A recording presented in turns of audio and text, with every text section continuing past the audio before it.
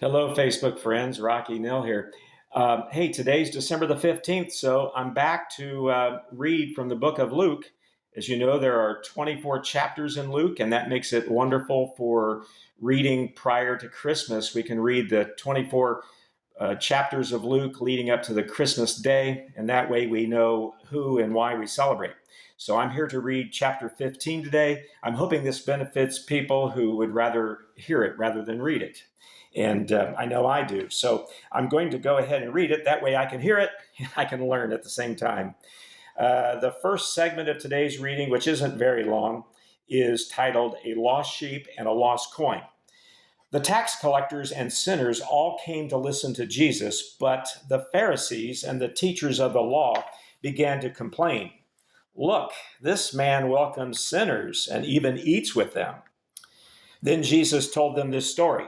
Suppose one of you has 100 sheep but loses one of them. Then he will leave the other 99 sheep in the open field and go out and look for the lost sheep until he finds it. And when he finds it, he happily puts it on his shoulders and goes home. He calls to his friends and neighbors and says, "Be happy with me because I found my lost sheep." In the same way, I tell you, there is more joy in heaven over one sinner who changes his heart and life than over 99 good people who don't need to change. Suppose a woman has 10 silver coins but loses one. She will light a lamp, sweep the house, and look carefully for the coin until she finds it. And when she finds it, she will call her friends and neighbors and say, "Be happy with me because I have found the coin that I lost." In the same way, there is joy in the presence of the angels of God when one sinner changes his heart and life.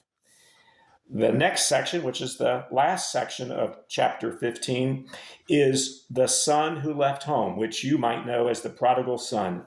It's one of my favorite Bible stories. Then Jesus said, "A man had two sons. The younger son said to his father, 'Give me my share of the property.' So the father divided the property between his two sons. Then the younger son gathered up all that was his and traveled far away to another country. There he wasted his money in foolish living.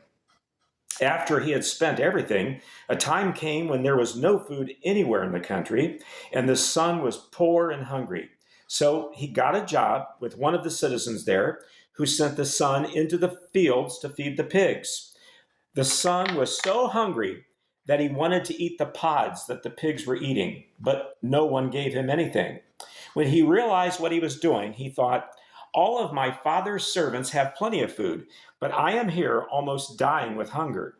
I will leave and return to my father and say to him, Father, I have sinned against God and have done wrong to you. I am no longer worthy to be called your son, but let me be like one of your servants.' So the son left and went to his father. While the son was still a long way off, his father saw him and felt sorry for his son. So the father ran to him and hugged him and kissed him. The son said, 'Father, I have sinned against God and have done wrong to you. I am no longer worthy to be called your son.' But the father said to his servants, 'Hurry, bring the best clothes and put them on him. Also put a ring on his finger and sandals on his feet. And get our fat calf and kill it so we can have a feast and celebrate. My son was dead, but now he is alive again. He was lost, but now he is found.' So they began to celebrate.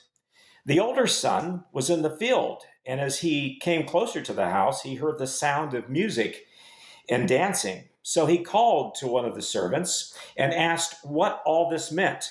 The servant said, 'Your brother has come back, and your father killed the fat calf because your brother came home safely.'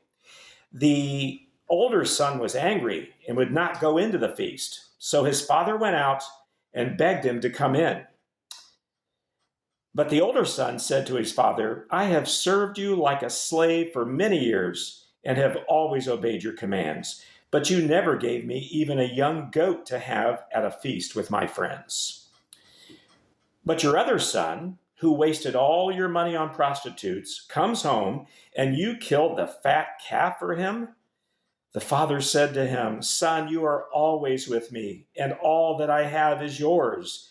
we had to celebrate and be happy because your brother was dead, but now he is alive. He was lost, but now he is found. That's chapter 15. Lord willing, I'll be back tomorrow and read chapter 16. So I hope you all have a wonderful day and a Merry Christmas holiday season, what have you.